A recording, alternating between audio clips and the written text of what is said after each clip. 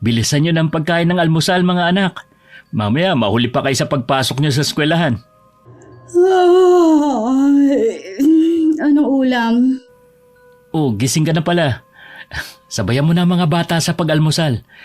Teka, ititimpla kita ng kape mo. Tuyo at itlog na naman pala ang ulam natin. Wala na mag-iba? Meron ditong noodles. Gusto mo bang iluto ko? Magkakape na lang siguro ako. Mamaya ako naiisipin kung kakain ako.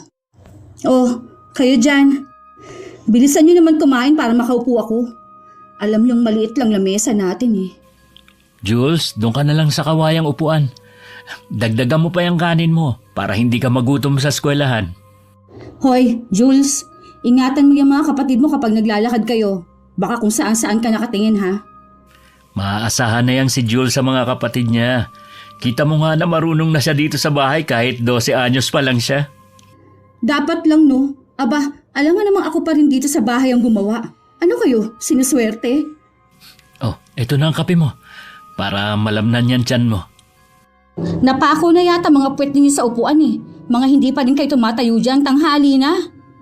Oh, pasok na kayo mga anak. Binigay ko na sa kuya niyo yung baon niyong pera ha.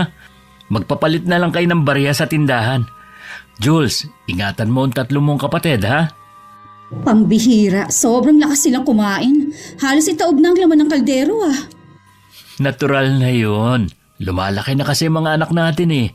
Ang importante, hindi natin sila napapabayaan sa pagkain. Ito na nga lang din ang kakainin ko. Hindi na ba kita ipagluluto nitong noodles? Hindi na. Kakainin ko na lang yan sa merienda mamaya. Bago ka pala umalis papuntang trabaho, hugasan mo muna ang mga pinagkainan ng mga bata ah. Oo, maaga pa naman para pumasok ako. Mamaya na pala ang sahod mo no? Hay sa wakas, makakahawak na rin ako ng pera. Baka malate nga pala ako ng uwi mamaya. Mamimili pa kasi ako ng mga baon ng mga bata eh. Sigurado, ang laki na naman ng bawas bago ko mahawakan ng sahod mo. Para sa mga bata naman ang binibili ko eh. Kaysa naman bumili tayo sa tindahan. Mas nakakamenos kasi kung sa labas na ako bumibili. Wala naman akong masamang sinabi ah. Alam ko naman yun. O sige na, kumain ka na dyan. Maghuhugas lang ako ng mga pinagkainan ng mga bata. Nagkakilala lang kami ni Nad sa isang inuman noon.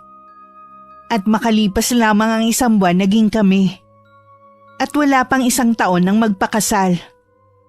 Sa kasalukuyan, isang embalsamador si Nad sa isang funeral home sa bayan. Masasabi ko na mabait at responsable naman ang asawa ko. At tulirang ama sa 4 naming anak. Pero parang laging may kulang sa pagsasama namin. Ang lakas ng ulan. Mabuti na lang, nadaanan ako ni paring Sid. Kaya pala nagtataka ako kung bakit wala ka pa. Pagbaba ko kasi sa kanto, walang tricycle eh. Kaya yun, naglakad na ako. Hindi ko na maakalain na biglang babagsak ang malakas na ulan. Yan ba ang mga pinamili mo? Oo. Ito nga pala yung sahod ko. Ay salamat naman at nakahawak din. Pakiramdam ko taon na bago ako nakahawak ng pera eh. Nasaan pala yung mga bata? Hindi pa sila umuuwi mula kanina eh. Baka inabot ng ulan sa labas. Ha? Saan sila nagpunta? Sabi pupunta daw sa lola nila at makikinood ng TV. Pinayagan ko na dahil wala namang pasok bukas. Dapat pala maipaayos na natin ang TV natin para hindi na sila nakikinood sa iba. Nanay mo naman ang pinupuntahan nila eh. Tsaka, wag mo munang unahin ang pagpapagawa ng TV natin. Marami pa tayong pagkakagastusan. Sa bagay. Kaya lang kasi nakakaawa ang mga anak natin dahil dumadayo pa sila para manood ng TV. Tama lang yon para hindi puro panonood ang ginagawa ng mga anak natin. Kailangan din nilang tumulong dito sa bahay, no? Ikaw talaga. Kung makapagsalita ka parang hindi dumaan sa pagkabata. Hindi talaga. Hindi ko nga naranasan maglaro at magkaroon ng mga kaibigan ng bata eh. Sa dami namin magkakapatid, ako lahat nag-alaga. Dapat hindi mo iparana sa mga anak natin ang naranasan mo noong araw. Hindi ka ba magbibihis? Mamaya na. Baka kasi lumabas din ako para sunduin ang mga anak natin. Magkakape na lang muna ako. Masyado kang nag-aalala sa mga yun. Uuwi din naman sila dito sa bahay. Baka kasi hindi pa tumila ang ulan eh. Paano sila makakauwi? Hindi naman sila pababayaan ng nanay mo na umuwi ng basa. Pahihiramin naman ngayon ng payong. Susunduin ko na rin sila. Bago mo sila sunduin, magsaing ka na muna. Hindi pa ako nakakaluto eh. May ginawa ko kanina. O sige, unahin ko muna yun at gutom na rin ako. Mula na magsama kami ni Nad, 1 taon ko lang siyang pinagsilbihan at siya na halos ang nagsilbi sa pamilya namin. Kahit pagod siya galing trabaho, siya pa rin na madalas magluto at nag-aasikaso sa mga anak namin. Ni minsan hindi siya nagreklamo sa pagiging tamad ko sa bahay. Nang makatapos siya sa pagluluto, lumabas na siya para sunduin ng mga anak namin sa bahay ng nanay niya. Mano po, Nay? Ang mga bata po, Kanina pa sila natutulog sa kwarto. Bakit ngayon ka lang kasi? ginabi po kasi ako eh. Bumili pa ako ng pagkain ng mga bata. Pagdating ko naman sa bahay, nagluto muna ako bago ako pumunta rito. Wala ba sa inyo si Jackie? Nandun po sa bahay. Marami din kasing ginagawa ang asawa ko eh. Hindi na ba talaga magbabago ang asawa mo? Ikaw na nga nagtatrabaho eh. Pagdating sa bahay, ikaw pa rin ang kumikilos. Nay, ngayon lang naman po ito. Ang asawa ko naman po talaga ang gumagawa sa bahay at nag-aasikaso sa mga bata. Huwag mo nga akong gawin tanga. Alam ko ang nangyayari sa bahay ninyo. Nay, kung ano man po naririnig nyo sa ibang tao, huwag nyo na lang silang pakinggan. Wala lang silang magawa sa buhay nila. Ewan ko ba. Napakabait mo naman pero natapat ka sa babaeng walang kwenta. Huwag naman po kayo magsalita ng masama labang kay Jackie. Ako ang mas nasasaktan eh. Bahala ka na nga sa buhay mo. Bukas ko na lang pauuwiin ng mga bata. Kawawa naman kung gigisingin mo pa. Tsaka umaambon pa sa labas oh. Pauwiin nyo na lang po ng maaga bukas. Sa bahay na lang sila mag-almusal. Ay, si tatay nga po pala. Nasa inuman na naman. Saan pa ba yung pupunta? Malamang umaga na naman ang uwi ng tatay mo. Si tatay talaga. Ayaw pantigilan ng pag-inom. Dinaig ko pa siya. Ako nga mula nung mag-asawa, hindi na ulit uminom ng alak eh. Kilala mo naman ang tatay mo. Kapag pinagsabihan mo, siya pa ang galit. Titigil lang yun siguro kapag nagkasakit na. Sasabihan ko rin po si tatay kapag nagkausap kami. Sige nga anak, baka makinig sa'yo. Minsan nga biniro ko Sabi ko sa kanya kapag kinuhanan ka ng dugo, malamang alak ang makukuha sa'yo. Hindi pa rin natakot. Hindi naman po bata ang itay para matakot na lang basta. Gusto mo bang kumain? May ulam pa riyan. Sa bahay na lang po. Hinihintay po kasi ako ni Jackie eh. Ang lusog ng asawa mo at laging maganda ang damit. Tapos ikaw at ang mga anak niyo puro luma ang damit. Kahit mga uniforme ng mga apo ko puro naninilaw na. Sinabihan ko na po si Jackie na bilhan ng mga bagong damit ng mga bata. Kaso po medyo kapos po talaga. Kasi mas inuuna pa niya ang luho sa sarili. Tapos ang mga apo ko kapapayat. Hindi man lang mabilhan ng vitamins. Hindi naman po. Inuuna naman po niya ang pangangailangan namin sa bahay. Sadya lang po na maliit lang ang sahod ko. Maliit pa pala ang sahod mo. Yung iba nga mas mababa pa ang sahod pero naibibigay naman ang pangangailangan ng pamilya. Nagsusugal pa ba ang asawa mo hanggang ngayon? Paminsan-minsan na lang po kapag walang ginagawa sa bahay. Libangan lang naman po niya ang pagsusugal. Libangan pero ang laki magpatalo. Mabuti pa po umuwi na ako. Saka na lang po tayo magkwentuhan. Pakisabi na lang po kay Itay na galing ako rito. Ay nako, diyan ka magaling sa pag-iwas. Hindi naman po sa ganun, Nay. Hinihintay na po kasi ako ng asawa ko sa bahay. Dahil naiinip na ako sa paghihintay sa pagbabalik ni Nad at mga bata, nauna na akong kumain. Nagtaka pa ako kung bakit asawa ko lang ang umuwi. Oh, bakit ikaw lang? Nasaan ang mga bata? Nakatulog na mga anak natin doon kay na inay. Kumain na rin daw sila doon. Pambihira. Hindi na nahiya mga batang yun. Sigurado, marami na namang sasabihin ng nanay mo. Akala pinababayaan na naman ang mga apo niya. Wala namang sinasabi ang inay. Tsaka mga apo naman niya yun. Wala namang masama kung doon kakain at matutulog ang mga bata. Siguro, kapag kaharap ka, walang sinasabi sa ang inay mo. Pero maraming nakakarating sa akin ng mga sinasabi niya. Hanggang ngayon, hindi pa rin niya ako tanggap bilang asawa mo. Huwag ka kasing makikinig sa mga sinasabi ng mga taga rito. Alam mo mabait ang inay. Kita mo nga, tuwing manganganak siya ang nasa tabi mo. Siyempre, pakitang tao. Mahal ka ng inay bilang anak. Sa akin ka maniwala, hindi sa mga taong walang magawa basta may masabi lang. Huwag na nating pag-usapan yan. Mabuti pa, kumain ka na. Uy, sabay na tayo. Hindi ka ba kakain?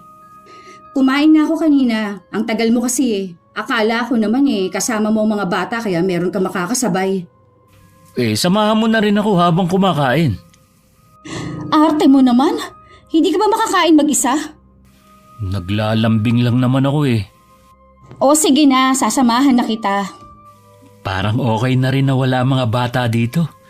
Solo natin ang buong bahay. Ano ngayon? Matagal-tagal na rin naman mula nung huling nagtabi tayo. Pagkakataon na natin to habang wala ang mga bata. Ay pwede ba? Kung ano man yung iniisip mo, itulog mo na lang. Bakit ba ayaw mo? Wala ako sa mood at pagod ako. Saan ka naman napagod? Wala ka namang ginagawa rito . Anong wala? Akala mo yata ganun lang kadali ang maging may bahay Sa pagsaway pa lang ng mga anak natin, ubos na ang lakas ko. Sa pag-aasikaso pa sa kanila. Hindi naman ikaw ang nag-aasikaso sa kanila . Sa umaga at pag-uwi ko galing trabaho, alam mong ako pa rin ang gumagawa dito sa bahay. Yan lang kasi ang nakikita mo. Pero kapag nasa trabaho ka, alam mo bang mga ginagawa ko, ha? Alam kong babad ka na naman sa sugalan. Hindi ako nagbababad doon. Kung sino man na nagsusumbong sa'yo, sana maputulan na ng dila. Oo na, humihiling lang . Ang dami mo na agad sinabi. Paano kasi kung magsalita ka parang wala akong silbi dito sa bahay? Akala mo ikaw lang ang pagod? Huwag ka nang magalit. Saka, sige ka, madadagdagan na naman yung wrinkles mo niyan. Ay ewan! Bilisan mo na nga kumain dyan at inaantok na ako. Mauna ka na matulog. Ako na lang bahalang magligpit ng pinagkainan ko. O sige, mauna na ako sa'yo. Pakisama na rin sa hugasin yung mga pinagkainan ko kanina. Alam kong sumama ang loob ng asawa ko dahil hindi ko siya napagbigyan. Pero kahit kailan hindi ako nakakaramdam ng usig ng konsensya tuwing binabara ko siya. Isang araw hindi ko inaasahan ang pagdating ng biyanan ko. Nay! Kanina pa ba kayo? Mga ilang minuto pa lang naman. Saka ba nang galing? Galing po ako sa may tindahan. Nagbayad po ako ng utang namin. Binigyan na po ba kayo ng kape ng apo ninyo? Inaalok ako kanina pero sabi ko katatapos ko lang sa bahay. Ano po ba ang sadya ninyo? Sinad po ba? Mamaya pa pong hapon na uwi niya . Hindi. Ikaw talaga't mga apo ko ang sadya ko.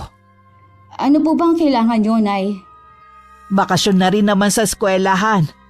Baka pwedeng sa bahay muna namin ng mga bata. Baka po kasi pasakitin lang nila ang ulo ninyo. Makukulit po ang mga yan . Kahit nga po si Jules na 12 anyos na may kakulitan pa rin. Natural na sa mga bata yun. Tsaka, para ma-enjoy rin nila ang bakasyon. Bakit po? Hindi ba sila makakapag-enjoy sa bakasyon nila dito sa bahay? Gusto ko kasi naalagaan ng mga nakababatang kapatid ni Jules para kahit papano masulit niya ang bakasyon.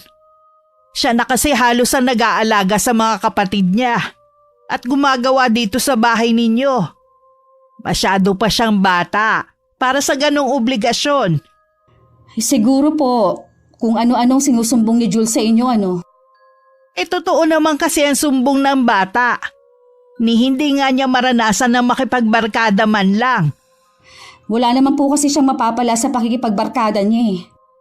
Maikli lang naman ang bakasyon nila eh. Kaya sana payagan mo na. Pasensya na po kayo, Nay. Hindi ko po pwedeng payagan ng mga anak ko. Eh hindi naman kami ibang tao. Tsaka, nasa iisang barangay lang naman tayo nakatira. Kahit anong oras pwedeng umuwi dito ang mga bata.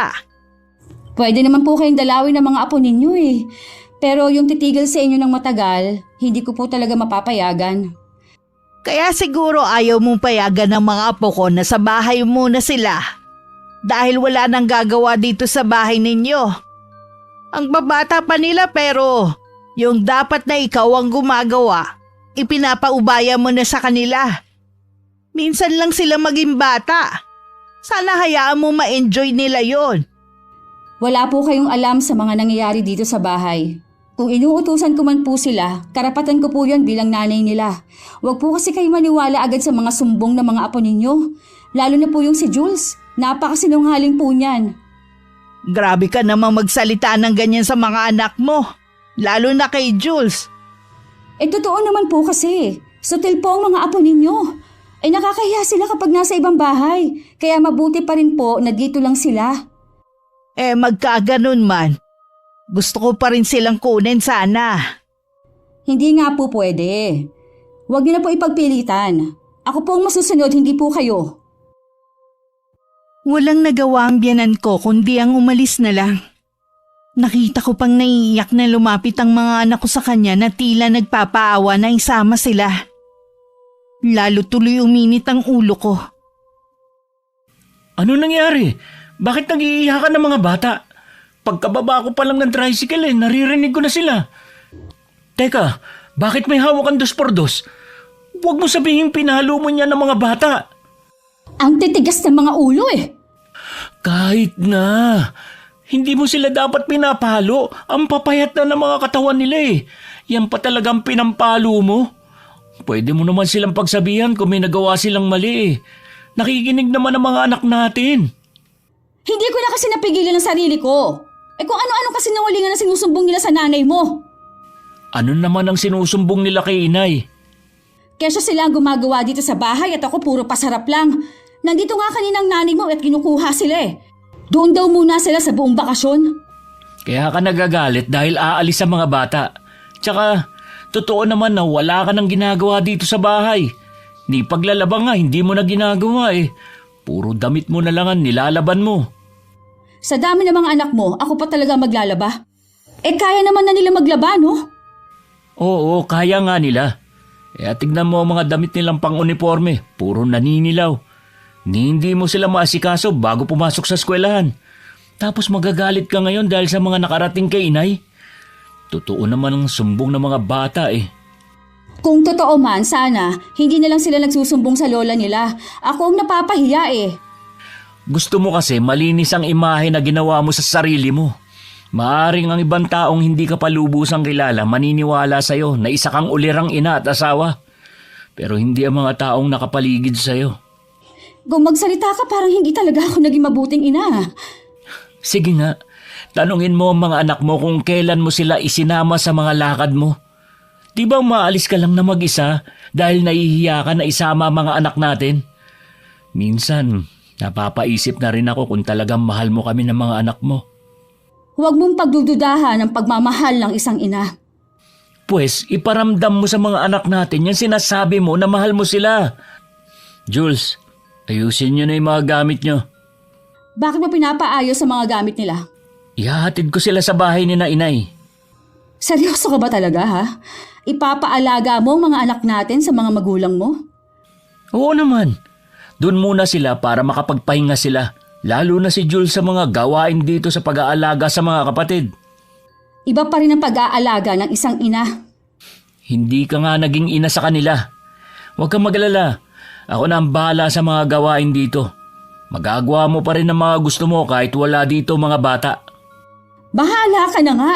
Pagsabihan mo rin ang mga anak mo na huwag sila magkwento ng kung ano-ano sa lolo at lola nila.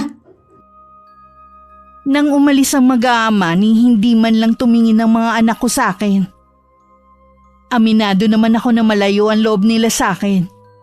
At tuwing gusto nilang maglambing sa akin, nabubulyawan ko pa sila. Mga apo ko! Salamat naman at pinayagan kayo ng nanay ninyo. Puntahan niyo muna ang lolo niyo sa likod para makapagmano kayo. Sige na. Hinatid ko na po sila rito para hindi na mahirapan sa pagbitbit ng mga gamit. Bakit parang mugto ang mga mata ng mga bata? Tsaka, iika-ikang maglakad si Jules. Ano po kasi, Nay Sinaktan ba sila ng asawa mo, ha?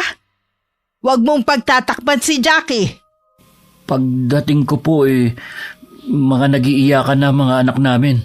May hawak pang 2x2 si Jackie. Diyos mio, baliw na yata ang asawa mo 2x2 pa talaga ang pinampalo sa mga apo ko? Pinagalitan ko na po siya. Kaya nga po hinatid ko na muna dito mga anak namin Hindi na nga niya maasikaso Pinagmamalupitan pa niya ang mga apo ko. Hindi niya po kasi nagustuhan ang ginawang pagsusumbong sa inyo ng mga bata. Hindi naman sila nagsusumbong. Pinilit ko lang sila na magsabi sa akin. Dahil tuloy sa pangungulit ko napahamak pa ang mga apo ko. Kawawa naman sila. Titiyakin ko po na hindi na uulitin yun ni Jackie sa mga anak namin. Paano mo naman nasisiguro? Lagi ka namang wala sa bahay ninyo. Nagsasabi naman po ang mga anak ko sa akin. Gusto ko nga sana anak Kung pwede dumito na lang ang mga apo ko. Aalagaan namin sila ng tatay mo. Baka po hindi nyo na rin kayanin. Matanda na rin kayo ni Itay. Hindi naman mahirap alagaan ng mga anak mo 6 na taon na rin naman ang bunso mo. Alam mo namang sabik kami sa mga bata, hindi ba? Baka po hindi nyo na rin kayanin. Matanda na rin kayo ni Itay. Naaawa na rin kasi kami sa mga apo namin Hindi ko lang alam kung alam mo to. Minsan dito sila kumakain ng tanghalian. Dahil kapag umuwi sila sa bahay ninyo walang pagkain. Mas inuuna pa kasi ng asawa mo ang pagsusugal kesa asikasuhin ng mga anak ninyo. Hindi ko po alam yan, Nay. Sinabihan daw sila ng nanay nila na huwag magsusumbong sa'yo. Napapabayaan ko na nga siguro mga anak ko dahil sa trabaho ko. Wala ka namang pagkukulang Siyempre kailangan mo magtrabaho para sa pamilya mo. Noon pa kasi sinabihan na kita na hindi maganda ang reputasyon ng asawa mo. Pero sabi mo mapagbabago mo naman. Hindi pa rin po ako nawawalan ng pag-asa na magbabago ang asawa ko. At paano po, Nay? Kayo na po ang bahala sa mga bata, ha? Uuwi na po muna ako. Sa huli, napagtanto ko na mabuti na rin pala nagbakasyon muna ang mga anak ko sa lola nila. Hindi ko kasi kailangan magmadaling umuwi galing sa sugalan. Pag-uwi ko naman nakaluto na ang asawa ko. Sabi na nga ba nagbababad ka masyado sa sugalan. Ano bang pinagsasabi mo? 2 oras nga lang ako nandun Huwag ka na nga magsinungaling. Baka mamaya hindi lang pagsusugal ang inaatupag mo, kundi bumalik ka na rin sa pag-inom mo. Oo, umiinom ako pero kapag may okasyon lang. Hindi naman ako nagpapakalunod sa alak Kahit itanong mo kina Betchay, sila ang lagi kong kasama. Bakit kailangan ko pa silang tanungin? Kung pwede naman na ikaw na lang ang tanungin ko. Sinagot na kita. Ano pa bang gusto mo? Ay, alam ko may problema ang pagsasama natin. Sabihin mo kung ano ang dapat kong gawin. Ikaw lang ang nag-iisip na may problema ang pagsasama natin. Hindi lang ako nagsasalita noon dahil ayokong marinig ng mga anak natin na nagtatalo tayo. Sinabi ko nang walang problema Kung ganun, bakit ka nang lalamig sa akin? May iba ka na naman ba? Sino siya? Napapraning ka na naman. Hindi lang kayo mga babaeng malakas ang pakiramdam, pati kami mga lalaki. Kaya alam ko, meron ka na namang ginagawang milagro. Kung ganyan rin lang naman ang iniisip mo sa akin, mabuti pang maghiwalay na lang tayo. Hiwalay agad? Para mo na rin sinasabi na talagang meron kang tinatago sa akin Wala nga sabi! Kaya nga gusto ko na makipaghiwalay sa'yo eh. Para hindi ka na nagdududa sa akin. Ilang beses mo na kasi akong iniputan sa ulo nun. Nagkaroon ka pa ng anak sa ibang lalaki. Pero tinanggap ko siya at saka itinuring na tunay na anak. Ano, isusumbat mo na naman ba sa akin yan, ha? Pinapaalala ko lang sa iyo kung ano mga sinakripisyo ko noon. Paulit-ulit din kitang pinatawad at binigyan ng pangalawang pagkakataon. Alang-alang sa mga anak natin. Maniwala ka sa akin. Wala akong ginagawa para madumihan ang pangalan mo. Pinagsisisihan ko lang kasalanan kong yun. Nangako ako na hindi ko na yun uulitin. Naniniwala ako sa iyo. Patawarin mo sana ako sa pagdududa ko sa iyo. Mapapatawad lang kita kung hindi mo na uungkatin ang nakaraan. Pangako, hindi ko na yun uungkatin. Tuluyan ko nang ibabaon sa limot. Niyakap pa ako ng mahigpit ng asawa ko. Doon lang ako nakaramdam ng matinding sundot ng konsensya. Totoo naman kasi ang hinala niya sa akin. Pero kailangan kong maging maingat sa mga kilos ko kung ayaw kong mabuko. Nakakahalata ng asawa mo? Kailan ba? Hindi ko alam. Kahapon lang niya ako kinausap eh. Baka naman hindi ka nag-iingat sa mga kilos mo. Siguro kasi meron nagsabi sa kanyang madalas ako umaalis lalo't wala ang mga bata sa bahay. Wala sila sa inyo? O nasa ng mga anak mo? Nandun sa bahay ng lola nila. Buong bakasyon doon muna sila. Buti at hindi sila naghihinala sa pangatlo mo. Nung makita ko siya nun ang layo ng itsura sa mga kapatid. Sinad lang ang nakakaalam na anak ko sa ibang lalaki si Jen. Nangako siya na wala siyang pagsasabihan kahit sino. Napakabait din ni Nad no? Kahit nalaman niya na may iba kang lalaki, pinatawad at tinanggap ka uli niya sa buhay niya. Mabait talagang asawa ko. Nasa kanyang lahat na magagandang katangian. Hindi ko nga alam kung bakit ako natukso sa'yo at nagpatukso ulit ngayon. Mas masarap daw kasi ang bawal Hindi mo pa sinasabi kung bakit ka pa bumalik. May 1 taon nang patay ang asawa ko. Malalaki na rin naman ang mga anak ko Bumalik ako rito para kunin kayo ni Jen. Ha? Yun ang plano mo kung bakit ka nagbalik dito? Oo. Iwan mo na yung asawa mo. Mas mabibigyan ko kayo ng magandang kinabukasan. Hindi ganun kadali ang gusto mo mangyari. Hindi lang naman si Jen ang anak ko. Paano ang 3 naming anak ni Nad? Alam nga naman na abandonahin ko na lang sila. Isipin mo mabuti Kung mananatili ka sa piling ng asawa mo, pati anak natin idadamay mo sa hirap ng buhay niyo. Ay, hindi ko kayang iwan na lang basta ang pamilya ko. Alam ko na nakukonsensya ka pero kailangan mo mamili. Kaya kong ibigay ang maranyang buhay na gusto mo. Alam kong matagal mo ng pangarap na makaalis sa kahirapan. Pagkakataon mo na ito, huwag mong sayangin. Pwede, pag-iisipan ko muna. Ang biyudo na ako ngayon. Sa edad kong ito, marami pa rin ako mahahanap na bata at higit na maganda. Pero ikaw pa rin pinili ko dahil gusto kong mabuo ang pamilya natin. Mabubuo nga ang pamilya natin. Mawawasak naman ang pamilya namin ni Nad. Sa umpisa ka lang naman makukonsensya Kalaunan hindi mo na yan mararamdaman. Lalo na't naibibigay ko na sa iyo mga material na bagay na hindi mo nararanasan sa buong buhay mo.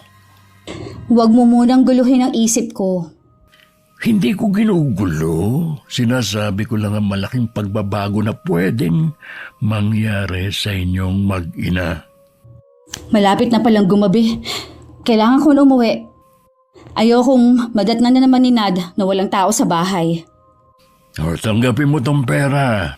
Alam kong kapos ka ngayon at maraming bayarin dahil sa pagsusugal mo. Hindi na ako nagdalawang isip na kunin ang perang ibinibigay ni Abel. Pagdating sa bahay, hindi pa dumarating si Nad. Naisipan ko na lang magluto na bihira akong gawin. Dahil may ginagawa, hindi ko na malaya na lumalalim na ang gabi, hindi pa rin dumarating ang asawa ko. Ano kayang nangyari sa lalaking yun? Ngayon lang nangyari na hindi pa siya umuwi Hay, meron naman kasing cellphone, hindi man lang tumawag. Bahala ka nga, uuwi ka rin naman Sayang lang load ko kung tatawagan kita. Nakahiga na ako nang may tumawag sa akin. Nasa ospital daw ang asawa ko at naaksidente. Agad akong pumunta at naabutan ko doon ang mga biyanan ko. Kumusta ang lagay mo? Ano bang nangyari sa'yo? Okay na ako. Paalang naman ang nadali sa akin Binangga kasi ako ng nakakotse. Lasing yata yun Nakuha mo ba ang plate number? Hindi Ang bilis kasi ng pangyayari. At isa pa, madilim kasi sa lugar na yun. Kailan ka daw makakalabas? Maya-maya lang pwede na rin akong palabasin. Kausap lang ng ina yung doktor. Ay, salamat naman kung ganon. Kung magtatagal ka pa dito sa ospital, siguradong mahal ang babayaran natin. Huwag kang mag-alala. Sina inay daw ang bahala sa bayarin dito sa ospital. Kaya naman nila yun at nag-iisa ka lang naman nilang anak. Tumutulong nga sila sa ibang kamag-anak sa'yo pa kaya. Hindi lang naman ito ang unang beses na tumulong sina inay Palagi naman nila tayong tinutulungan. Pero hindi pa rin sapat para makahango tayo sa hirap. Kung tutuusin, malaki na rin naman ang sahod ko bilang imbalsamador. Hindi mo pa kasi tanggalin ang pagsusugal mo Libangan ko lang naman yun. Kahit libangan mo pa yun, malaki pa rin ang inilalabas mong pera. Huwag na nga nating pag-usapan ang pagsusugal ko. Baka mamaya marinig ka pa ng mga magulang mo Masama na naman ako sa paningin nila. Pasensya ka na. Salamat nga pala at pinuntahan mo ako dito sa ospital. Hindi mo kailangan magpasalamat. Asawa mo ko. Natural, napuntahan kita dito. Masaya pa rin ako dahil naramdaman kong mahalaga pala ako sa'yo. Mahalaga ka naman sa akin Kayo na mga anak ko. Nandyan na pala ang inay. Pwede na raw tayong umuwi. Nasa labas na ang tatay mo at kinukuha lang ang tricycle. Ako na lang po ang aalalay kay Nad. O sige, hintayin lang natin yung nurse. Kinukuha lang niya yung wheelchair. Dahil sa nangyaring aksidente kay Nad, baka 1 linggo o mahigit pa siyang hindi makapasok sa trabaho. Dahil kailangan ko siyang alagaan, hindi tuloy ako makaalis ng bahay. Hindi ko rin inaasahan na magkakalakas ng loob si Abel na puntahan ako sa bahay namin. Naabutan ko siyang prenteng nakaupo sa sala habang kausap ang asawa ko. Abel, ano ginagawa mo dito sa bahay? Nandiyan ka na pala. Nabili mo ba lahat ng kailangan natin? Oo. Pasensya ka na kung matagal ako. Nandito na pala ulit si paring Abel sa lugar natin. Siya pala yung umuupa sa bahay ni Mang Delphine. Sabi ko nga magugulat ka kapag nakita mo siya. Pasensya na kayo kung sa ganitong pagkakataon pa tayo nagkita. Ayos lang yun. Inadya na rin siguro na maaksidente ako para kapag pumunta ka, nandito lang ako sa bahay. Pinamerienda mo na ba si Abel? Ayos na ako sa kape. Bakit ka nga pala napadalaw sa amin? Naikwento ko kasi kay pare na gusto kong puntahan ng dati kong mga kaibigan dito. Biyudo na pala itong si paring Abel Maayos na ang buhay niya sa Maynila ngayon. Ganun ba? Maiwan ko muna kayo Aayusin ko lang ang mga pinamili ko. Sige. Mamaya pa naman ako uuwi. Nasaan na nga ba tayo? Yung pinag-uusapan natin kanina? Sa trabaho mo bilang embalsamador. Ang pagkakaalam ko kasi sa Maynila ka noon nagtatrabaho. Oo. Hindi ko na kasi matagalan na mawalay sa pamilya ko noon. Kaya nagdesisyon akong umuwi na lang dito. Mabuti na lang, pagkatapos ng ilang buwan, nakapasok din ako sa bayan. Paano yan? Hindi ka makakapasok sa trabaho dahil sa nangyaring aksidente sa'yo. Saan kayo kumukuha ng panggastos nyo? Hindi naman kami pinababayaan ng mga magulang ko At saka, nasa kanila naman ang mga bata. Kung kailangan nyo ng tulong, huwag kayong mahihiyang magsabi sa akin. Hindi pa naman kami naghihirap. At saka sabi ko nga, tumutulong ang mga magulang ko. Alam ko naman na pride ang dahilan kung bakit ayaw mong tumanggap ng tulong. Kung ikaluluwag ng kalooban mo pwedeng magtrabaho sa akin pansamantala si Jackie. Para naman makatulong sa gastusin nyo. Si Jackie lang ang makakapagdesisyon sa bagay na yan. Tatanungin ko siya mamaya. Magtatagal ka ba rito sa lugar natin? Hindi. May kailangan lang akong asikasuhin dito sa atin. Kapag natapos na babalik na rin ako sa Maynila. Dito ka naman ang halian. Hindi na pare. May kailangan pa kasi akong puntahan Sa susunod na lang. Paano? Aalis na rin ako. Pakisabi na lang kay Jackie ang tungkol sa inaalok ko, ha? Oo, ingat at salamat sa pagdalaw. Mula sa bintana ng kusina natanaw ko ang pag-alis ni Abel sakay ng kotse niya. Maaga na rin ako nagluto nun para makakain na si Nad. Habang nasa harapan kami ng hapagkainan, binanggit ng asawa ko ang tungkol sa trabahong inaalok ni Abel. Nasa iyo naman ang desisyon kung tatanggapin mo. Pansamantala lang naman daw habang nandito siya sa atin. Baka trabaho sa bahay ang inaalok niya. Baka nga, ang laki ba naman ang inuupahan niya tapos mag-isa lang siya? Mahirap kasi magdesisyon, lalo't ganyan pa ang kalagayan mo. Sino mag-aasikaso sa'yo dito kung aalis pa ako? Hindi na rin naman ganun kasakitan pa ako. Pero kung ayaw mo, pwede naman nating pagtiyagaan muna ang binibigay ni nanay. At saka, mas gusto ko nandito ka lang sa bahay. Pag-iisipan ko rin. Naalala ko kasi na malapit ng pasukan Kailangan natin ng pera pambili ng gamit ng mga bata. Ay, oo nga pala. Muntik ko na makalimutan. Kung bakit kasi na-aksidente ka pa tapos hindi pa natin alam kung sino bumangga sa'yo. Nasingil man lang sana natin kung sino yun. Ipasa Diyos na lang natin ang nangyari. Oo nga pala. Bigla ko naisip.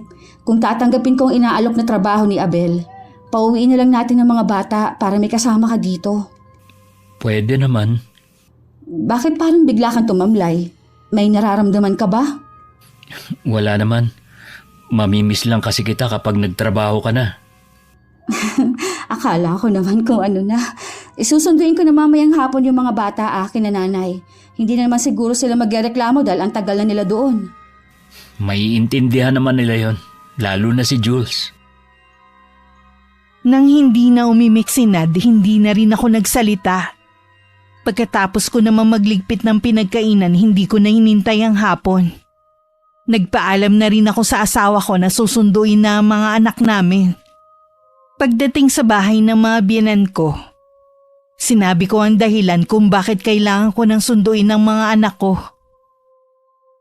Maupo ka muna dyan habang hinihintay ang mga anak mo. Inaayos pa kasi nila ang mga damit Konti lang naman po ang dala nilang damit Ang tagal ilagay sa bag. Habang nandito kasi sila, binilhan namin sila ng mga damit. Nakakaawa kasi. At halos butas-butas na ang mga damit nila. Malibang kay Jen na halos bago ang damit. Mukhang siya ang paborito mo Dahil sabi niya lagi mo daw siya binibilhan. At siya din pala ang may malaking baon. Lahat naman po sila binibilhan namin. Hindi nga lang po sabay-sabay dahil 4 sila at hindi kaya ng budget. Noon pa naman napapansin ko na may paborito ka sa magkakapatid. Siguro si Jen kasi ang pinakamaganda sa kanilang lahat. Wala po akong paborito sa kanila. Lahat po sila pantay-pantay ang pagtingin ko. Sana nga. Maiba nga pala ako. Kumusta si Nad? Masakit pa rin po yung paa niya. Kaya nga po sinusundo ko ng mga bata para may kasama siya habang nagtatrabaho ako. Oo nga pala. Saan mo balak magtrabaho? Kay Abel po. Kilala niyo siya. Kasalukuyan po siyang naupa kina Mang Delphine. Oo, naalala ko na. Siya pala ang pinag-uusapan ng mga taga rito na umuupa kina Delphine. Pansamantala lang naman po habang nandito siya. Kailangan ko rin po kasing makaipon para sa pasukan ng mga bata. Kung magkulang ang pambili mo ng gamit, sabihin mo lang at magbibigay kami. Hindi na po, masyado na pong nakakahiya. Kayo na nga pong nagbibigay ng panggastos sa amin habang hindi pa nakakapagtrabaho si Nad. Natural lang yun dahil anak ko siya. Wala naman ibang tutulong sa inyo. Baka naman po bago magpasukan magaling na rin si Nad. Basta tanggapin mo na lang kung anong tulong ang ibibigay namin. Sige po. Ayan na po pala mga bata. Aalis na po kami. Magpapakabait kayo doon ha. Dalawin niyo pa rin kami dito ng lolo ninyo. Isa-isa pang hinalikan ng biyanan ko ang mga anak ko. Kinuha ko naman ang mga gamit nila at ako na nagdala. Tahimik lang kaming mag-iina hanggang makauwi ng bahay. Sabik naman na niyakap ni Nad ang mga bata. Napansin ko parang tumaba ang mga anak natin. Nagkalaman si Jules eh. Iba pa rin ang pag-aalaga ko bilang nanay nila. Aminin mo man o hindi, napabayaan mo na talaga ang mga anak natin. Babalik na naman ba tayo dyan? Huwag kang magalit. Sinasabi ko lang naman. Kung hindi nga lang sa kalagayan ko baka hindi ko muna pinauwi dito ang mga anak natin. Kung hindi ko lang inaalalang merong sasabihin ng nanay mo sa akin, baka nga hindi ko nakunin ang mga anak mo sa kanila eh.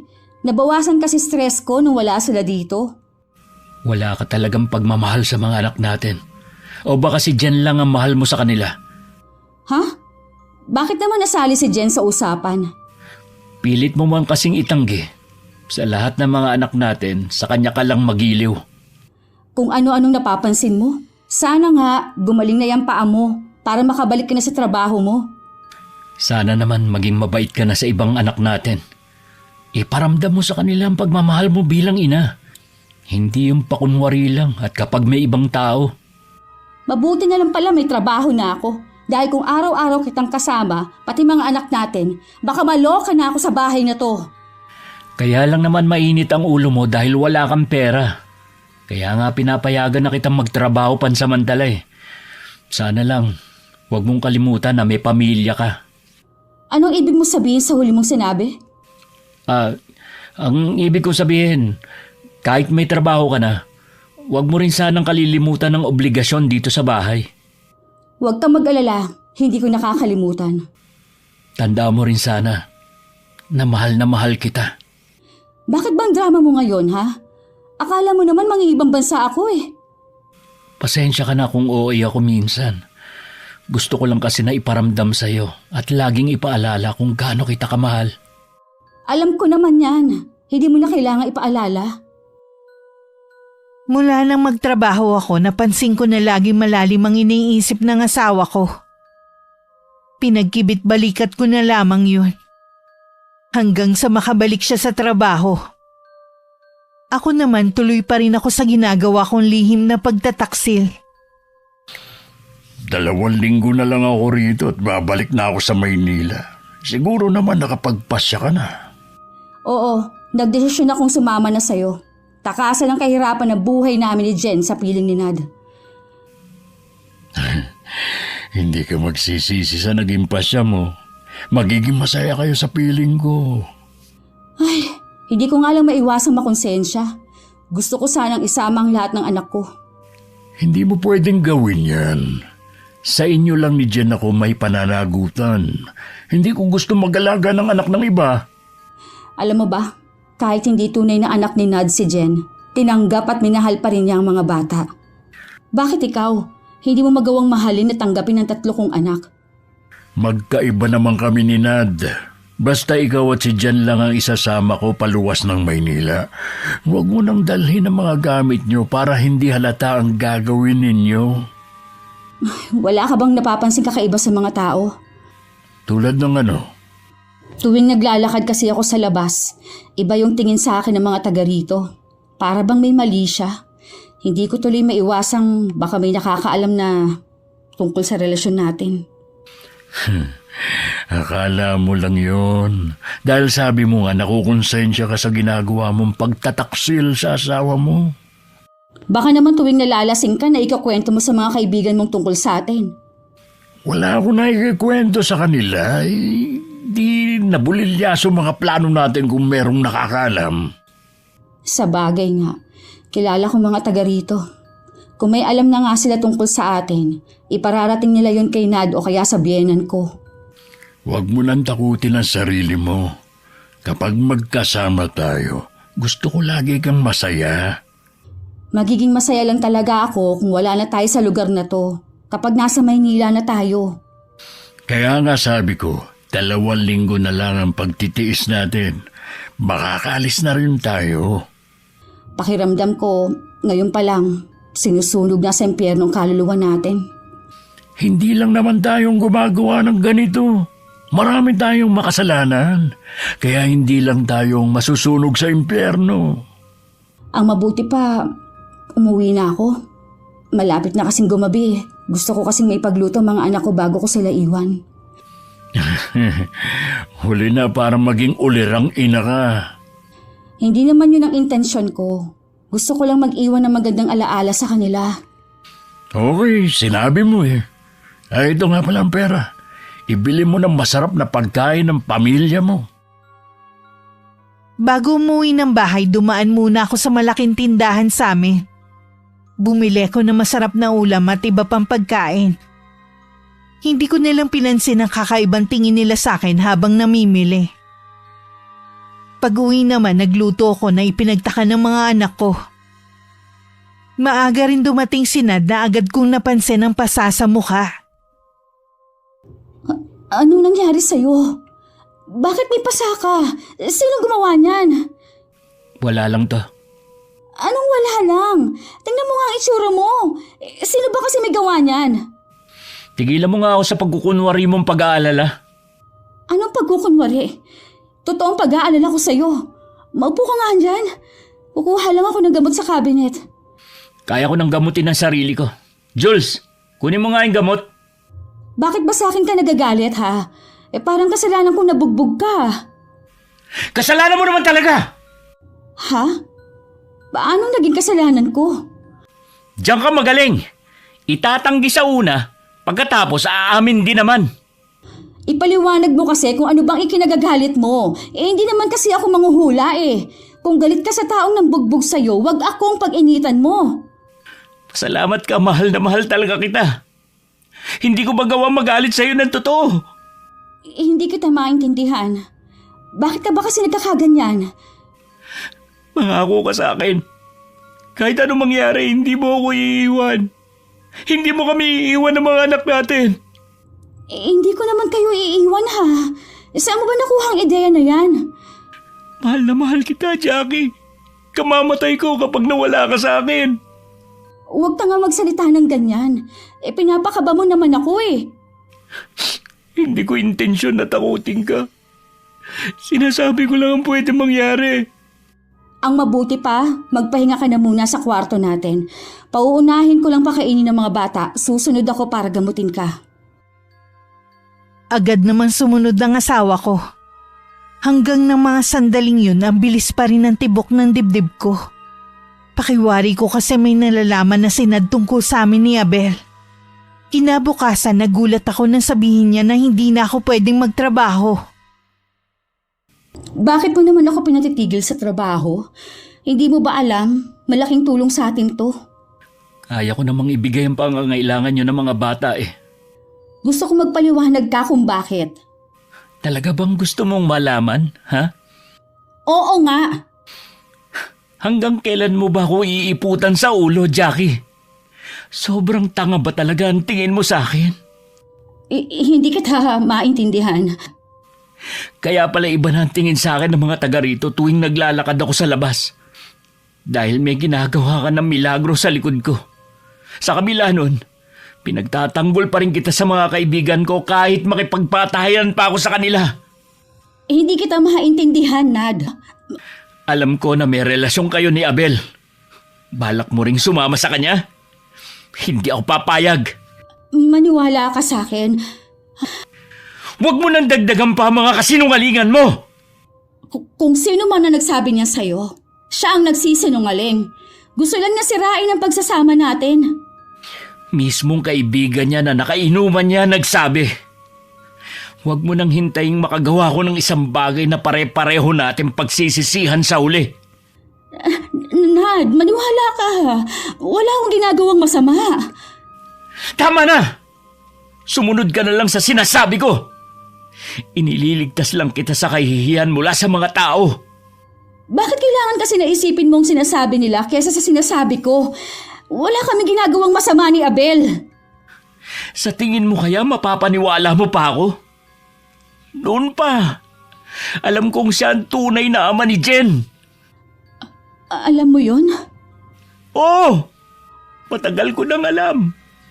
Pero pinili ko pa rin na magbulag-bulagan para sa iyo at sa mga anak natin. Kahit paulit-ulit dinudurog ang puso ko tuwing magkasama kayo, tinitis ko lang. Umaasa ako na sa huli. Kami pa rin ang mga anak mo ang pipiliin mo. Wala naman ako balak na iwan kayo eh. Totoo ba yan? Oo naman. Mangako ka sa akin. Ako lang pipiliin mo. Hindi ka sasama sa taong yun. Pangako yan. Mahigpit pa ako niyakap ni Nad habang patuloy sa pagluha. Lalo naman ako naguluhan sa nararamdaman ko at sa dapat kong gawin. Nang pumasok na siya sa trabaho at ang mga bata naman sa eskwelahan, dali-dali ako nakipagkita kay Abel. Mabuti naman at dumating ka ngayon. Ilang araw na kitang hinihintay. Tinatawagan kita pero hindi ka sumasagot. Ilang araw na nga kasing nawawala ang cellphone ko. Nakita ko na lang nabasag na at nasa basurahan. Ay, sino naman sisira na cellphone mo? Sino pa bang gagawa kundi si Nad? Alam na niya ang tungkol sa atin. Mismong kaibigan mo nagsabi sa kanya. May ginawa ba siya sa'yo? Sinaktan ka ba niya nang malaman niya? Hindi yun kayang gawin sa akin ni Nad. Umiyak pa nga siya at nagbakaawa na wag ko siyang iiwan. Huwag mong sabihin nagbago na isip mo. Hindi ko alam. Naguguluhan ako. Naaawa din kasi ako kay Nad. Maraming beses na niya akong pinatawad sa mga nagawa kong kasalanan. Lagi na lang siyang nasasaktan ng dahil sa akin eh. Kaya nga kailangan mo na siyang iwan. Lalo lang siyang masasaktan kung paasahin mo ba eh. Natatakot kasi ako na baka kung anong gawin niya kapag iniwan ko siya. Wala siyang gagawin. May mga anak kayo kaya hindi niya maiisipan na magpakamatay. Paano kung gawin nga niya? Ilang beses niya na sinabi yun. Tinatakot ka lang niya para hindi mo siya iwan. Maniwala ka sa akin, hindi niya gagawin yun. Hindi ko na alam kung anong paniniwalaan ko. Huwag kung pipiliin mo ang asawa mo habang buhay ka nang hindi makakaahon sa kahirapan. Pati anak natin dadamay mo. Bala ko pa rin naman na sumama sa'yo. Hindi ko lang kasi maiwasan na mag-alala sa pwedeng gawin ni Nad sa sarili niya. Para hindi ka maguluhan, ha? Huwag mo nang intindihin ng asawa mo. Kailangan sa lalong madaling panahon, makaalis na tayo. Oo, kukuha lang ako ng tiyempo para makaalis sa bahay. Hindi mo pagsisisihan ang desisyon mong ito. Kailangan ko na umalis. Baka may makaalam pang nandito ako. Alam mo namang mainit ang mga mata sa atin ng mga taga rito. Uy, mamaya ka na umalis. Namiss kita eh. Kaya lang, Abel. Wala na ako nagawa nang pupugin ako ng halik ni Abel. Nagpaubayan na lamang ako. Pero hindi ko akalain na pag-uwi ko sa bahay madadatnan ko ang biyanan ko. Wala siyang kangiti-ngiti at nangaabutin ko na ang kanyang kamay para magmano. Isang malakas na sampal ang ipinadapo niya sa akin. Halos mabingi ako sa sampal na yon at ilang sandaling hindi makamuha. Nay? Bakit niyo po ako sinampal? May gana ka pa talagang magtanong? Hindi mo na binigyan ng kahihiyan ng anak ko at ang pamilya namin. Ano? Pinuntahan mo na naman ang lalaki mo? Kung ang ikinagagalit niyo po ay yung tungkol sa kumakalat na balita, wala pong katotohanan yon. Hindi ako pinanganak kahapon para maniwala sa mga kasinungalingan mo. Pinatawad ka na nga ni Nad eh. At tinanggap pati anak mo sa ibang lalaki. Kayong gumagawa ka na naman ng kasalanan. Talaga bang sagad hanggang buto ang kakatihan mo, ha? Nay, huwag niyo naman po akong insultuin sa mismong pamamahay namin. Nakakahiya din po sa mga kapitbahay. O bakit? Nasasaktan ka ba? Tinatablan pa ba ang mukhang yan? Mabuti nga para hindi ka na maglalabas ng bahay eh. Para hindi mo nadagdagan ng kahihiyang ibinibigay mo sa anak ko. Mabuti pa po umalis na kayo habang kaya ko pa pong magtimpi. Bastos ka talaga! Walang modo! Kayo po ang nagpunta dito sa bahay kung ano-ano mga sinabi. Kayo po ang bastos! Tama lang sa'yo ang insultuhin dahil malandi kang babae ka! Malandi na ako malandi! Pero aminin ninyo, mahal ako ng anak ninyo at hindi niya kaya mawala ako sa buhay niya. Mas lalo kitang kinasusuklaman ngayon. Nagsisisi ako bakit tinanggap ka pa sa pamilya namin. Noon pa may reputasyon ka na sa pagiging malapit mo sa mga lalaki. Huli na po para magsisi. Kasal na kami ni Nad. Alam ko na wala na akong magagawa sa bagay na yan. Pero may magagawa pa ako sa mga apo ko. Hindi ako papayag na makasama ka nila. Baka maimpluwensya mo sila ng ugaling meron ka. Hindi po ako papayag na pati si Jen na ilayo ninyo. Sa dami ng anak mo, si Jen lang talaga ang inaalala mo. Noon pa duda na ako kung apo ko ba talaga siya. Ngayon, malinaw na sa akin ang lahat. Siya ang anak mo sa ibang lalaki. Hindi po, Nay. Lahat naman po sila mahal ko. Hindi mo nga sila magawang asikasuhin eh. Kailanman hindi ka naging mabuting ina sa mga anak mo.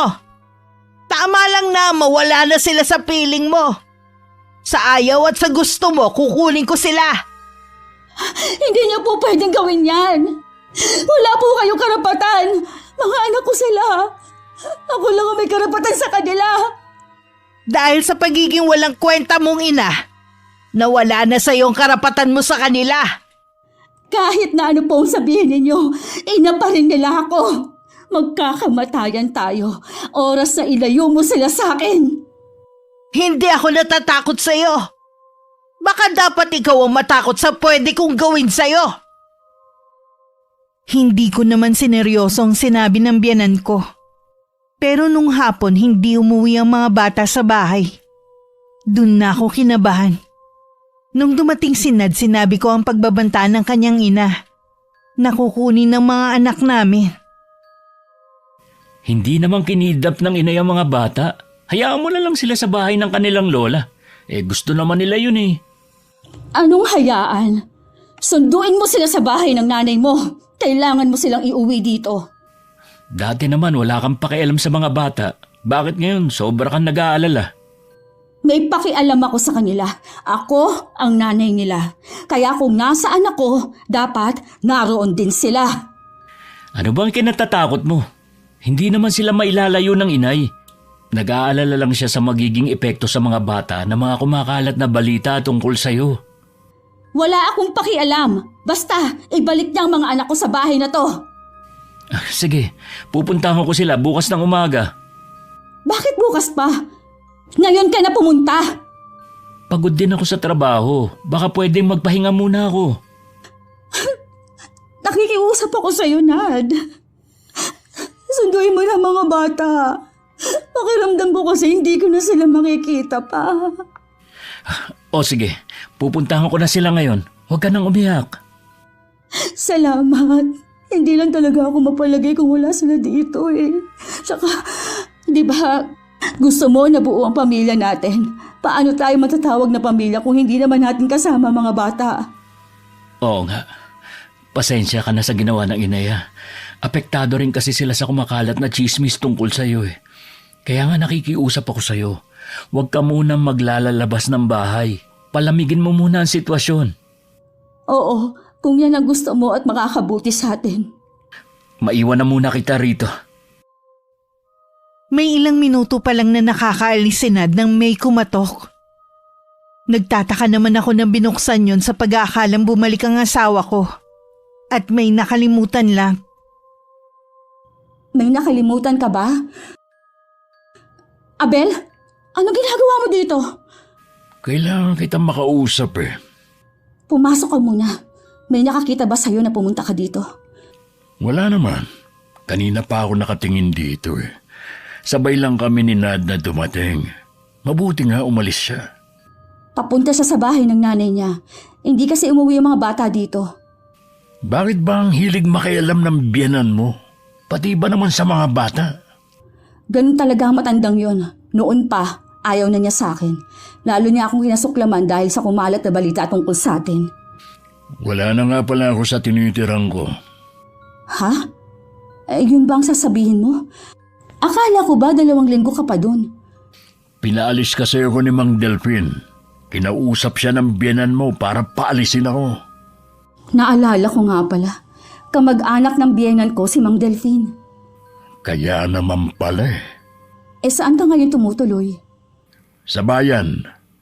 Kaya Jackie, kailangan na nating umalis bukas. Bukas na ba agad? Hindi na tayo pwedeng magtagal dito. Marami nang galit sa akin, kahit yung mga tinuturing kong kaibigan. Mas kampi na sila ngayon kay Nad. Wala naman kasing dapat sisihin kundi ikaw eh. Hindi tayo magbubuko kung hindi ka nadula sa pagsasabi sa kanila. Wala na tayong magagawa. Nangyari na. Bukas, pagkaalis ng asawa mo, pupunta ko rito. Huwag na kayong magdala ng gamit ni Jen. Natatakot ako, Abel. Huwag kang matakot. Nandito lang ako. Hindi ko kayo pababayaan ng anak natin. Kapag nasa Maynila na tayo, kakalimutan na natin ang nangyari sa lugar na ito. Nang mga sandaling yon, bigusinad na mapakiusapan ng kanyang ina na ibigay ang mga bata. Hanggang kailan ka magbubulag-bulagan dahil sa lintik na pagmamahal mo sa asawa mo, ha? Nay, huwag niyo na po kaming pakikialaman ni Jackie. Problemang mag-asawa to. At saka, huwag niyo naman pong idamay ang mga anak namin. Nag-aalala lang naman ako sa mga apo ko eh. Gusto ko lang silang protektahan. Ako na po ang bahala sa kanila. At isa pa, nangako na si Jackie na magbabago na. Kaya pala galing na naman siya kanina sa bahay ng lalaking yon. Ano pong ibig niyo sabihin? Patuloy pa rin siya sa pakikipagkita kay Abel. Hindi po totoo yan, Nay. Nangako sa akin si Jackie na hindi na makikipagkita kay Abel. Pues sinungaling ang babaeng yun. Walang isang salita. Puro kalandian lang naman ang alam gawin. Yun na siguro ang nananaligtay sa kanyang pagkatao. Kung hindi ko siya kayang pigilan, siguro tatanggapin ko na lang ang ginagawa niya. Nasisiraan ka na ba ng bait? Ayos lang sa'yo na may kahati sa asawa mo? Kesa naman iwanan ako ng asawa ko. Bago pa kasi kayo nagpakasal ng babaeng yon, hinulaan na kita sa pamamagitan ng baraha. Hindi magiging maayos ang pagsasama ninyo. Magdudulot lang ng matinding trahedya at kalungkutan ang pagsasama ninyo. Pero hindi ka nakinig sa akin. Alam niyo kung gaano ko kamahal si Jackie. Walang sino man na makapigil sa akin noon napakasalan ko siya. Pero tignan mo ang nangyayari sa iyo ngayon. Para ka ng baliw. Matalino ka naman. Bakit hindi mo gamitin yung utak mo? Kung hindi niyo po pasasamahin sa akin ng mga bata, mabuti pa pong umuwi na ako. Diyan ka magaling ang umiwas. Nad, wag ka munang umalis. Ay, ang tigas talaga ng ulo mo. Nanlumo naman ako nang umuwi si Nad na hindi kasama ang mga anak namin. Nung gabing yun, mahigpit ako niyakap ng asawa ko. Halos hindi na nga ako makahinga. Para bang nararamdaman niyang nalalapit naming paghihiwalay. Kinabukasan, kalahating oras pa lang na umaalis ang asawa ko nang dumating naman si Abel. Nasaan si Jen? Bakit hindi mo kasama ang anak natin? Ayaw ibigay ng biyanan ko mga anak ko. Sa eskwelahan na lang natin siya puntahan. Tara nang umalis. Sabi ko na nga ba, tama lang ang kutob ko na may binabala kayo. Nad, akala ko nasa trabaho ka na. Wala talaga akong balak na pumasok sa trabaho ngayon. Inabangan ko lang kung may gagawin kayo. Pabayaan mo na si Jackie. Ako na ang pinili niya eh. Mas mabibigyan ko siya ng magandang buhay kesa sa'yo. Jackie, nangako ka na hindi ako iiwan, di ba? Bakit ngayon sasama ka sa kanya? Pabayaan mo na ako, Nad. Sawa na ako sa pagiging mahirap. Gusto ko namang maranasan na maginhawang buhay. Hindi ako papayag. Aking galan, Jackie. Bitiwan mo ako! Ayoko na nga sa'yo! Bitiwan mo siya! Tanggapin mo na lang na ako ang pinili ni Jackie. Jackie, sumakay ka na sa kotse. Jackie, bumalik ka! Huwag kang sasama sa kanya! Talaga bang hindi ka makaintindi, ha? Hayop ka! Tinuring kitang kaibigan. Yung pala, isa kang ahas. Sinira mong pamilya ko. Wala kang karapatang saktan ako. Itong sa'yo. Pabayaan mo na siya, Abel! Huwag mo na siyang saktan! Tuturuan ko lang ng leksyon ng asawa mo. Nandyan ang mga kapitbahay natin. Baka kuyugin ka nila. Umalis na tayo! Pasalamat ka at yan lang ang inabot mo. Jackie, bumalik ka. Huwag mo akong iwan, Jackie. Mahal na mahal kita. Nasa loob na kami ng sasakyan. At minama ni Obra na yun paalis ni Abel nang abutan kami ng galit na mga kapitbahay namin. Binato pa nila ang bintana ng kotse na ikinamura ng malakas ni Abel. Hindi rin namin naisama ang anak namin dahil sabi ng teacher hindi daw pumasok ang magkakapatid. Nangako naman si Abel na babalikan namin si Jen. Hindi ka ba talaga titigil sa paglalasing mo, ha? Wala nang umalis si Jackie eh. Isang buwan ka na rin puro alak ang kaulayaw. Kung sesermonan nyo lang ako, mabuti pa umuwi na kayo.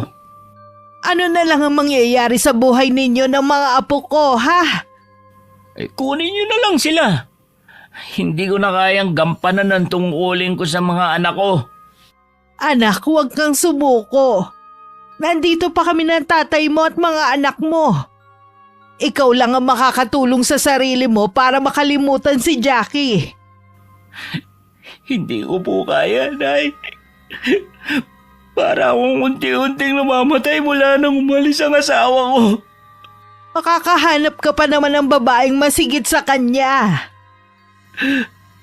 Si Jackie lang po talaga ang babaeng mamahaling ko habang buhay. Wala nang iba. Ang mabuti pa, sa bahay muna kayo tumuloy ng mga bata. Baka kapag nandun ka unti-unti kang makalimot kaysa nandito ka sa bahay ninyo. Lahat ng alaala ng babaeng yun nandito. Susunod na lang po ako. Isama niyo na lang muna ang mga bata. Totoo bang susunod ka, ha? Opo, may kailangan lang po akong gawin. Ano naman ang gagawin mo? Tutulungan na kita. Susunugin ko po mga gamit ni Jackie. Ayoko po makita ng mga anak ko ang gagawin ko. O sige, ikaw ang bahala. Isasama ko na ang mga bata, ha? Doon ka na lang namin hihintayin. Bago umalis, isa-isa pang niyakap at tinalikan ni Nad ang mga anak namin. Hindi rin siya agad umalis sa may pintuan hanggang natatanaw niya ang kanyang ina at mga anak. Patawarin niyo ako mga anak kung naging duwag man ako. Huwag kayo mag-alala. Hindi kayo pababayaan ng lolo't lola niyo. Masigit nila kayong mamahalin kaysa sa pagmamahal na pwede kong ibigay. Ang nanay niyo lang talaga ang buhay ko. Ngayong wala na siya. Wala na ring halaga ang buhay ko. Malapit na nun dumilim. Pero hindi pa rin sumusunod si Nad sa bahay ng mga magulang niya. Hindi rin maganda ang pakiramdam ng biyanan ko. Kaya naisipan niyang balikan ng anak niya sa bahay. Pagdating doon, nagtaka pa siya kung bakit walang ilaw ang buong bahay. Pagpasok niya, binuksan niya ang switch ng ilaw. Kasabay ng pagbaha ng liwanag, tumambad sa kanya ang nakabigting anak sa gitna ng sala. Hindi! Anak ko! Nad! Anak ko! Bakit mo ginawa to? Tulungan niyo ako! Ang anak ko! Tulong! Dumating naman ang mga kapitbahay nang marinig ang malakas na sigaw at pagtangis ng biyanan ko. Kahit sila nanlumo sa nakitang nakasabit na katawan ni Nad sa kisame.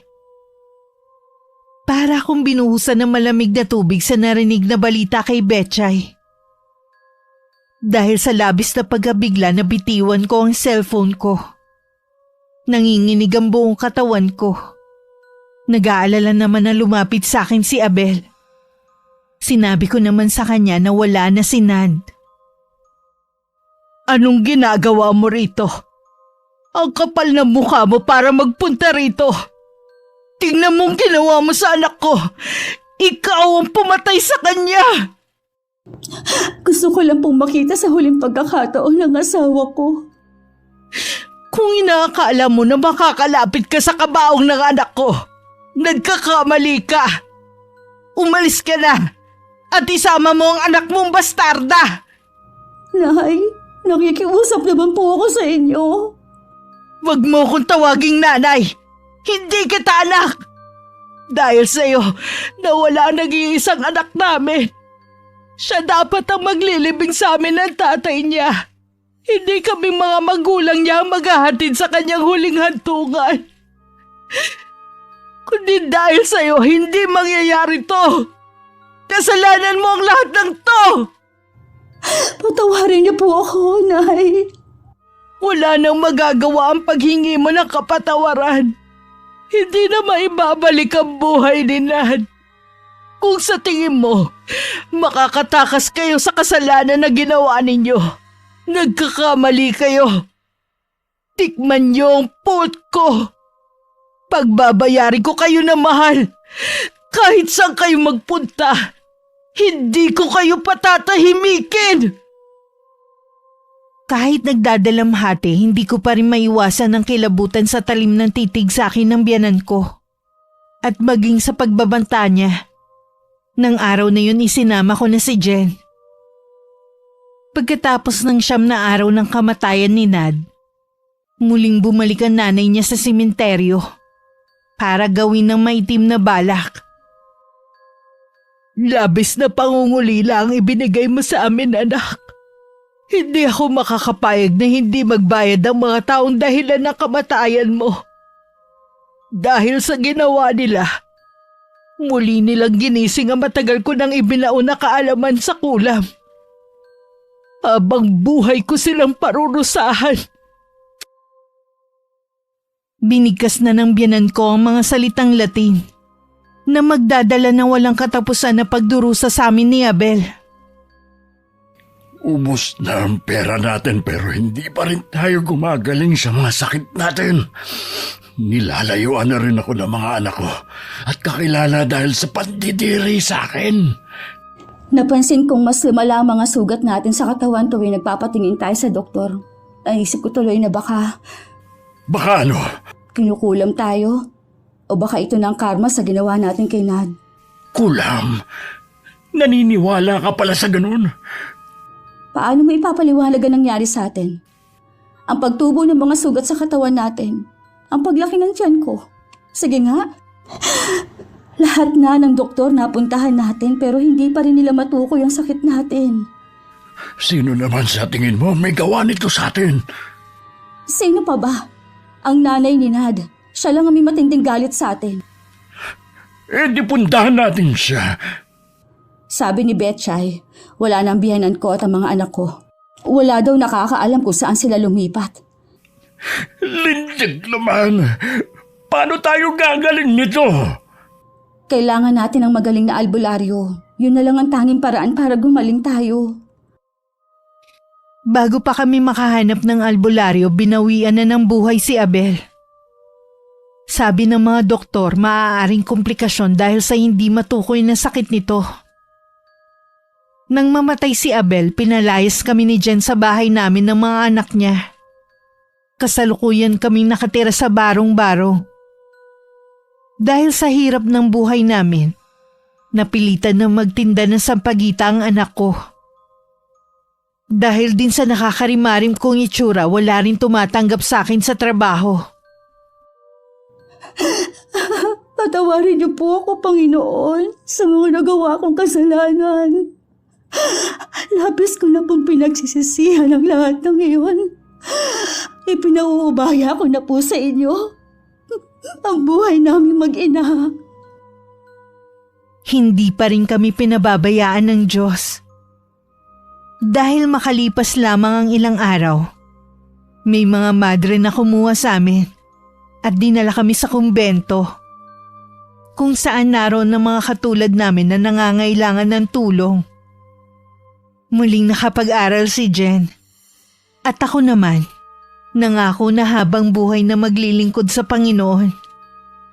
Tinanggap ko na rin na hindi na babalik sa dati ang aking itsura. Wakas. Bilisan nyo ng pagkain ng almusal mga anak. Mamaya mahuli pa kayo sa pagpasok nyo sa eskwelahan.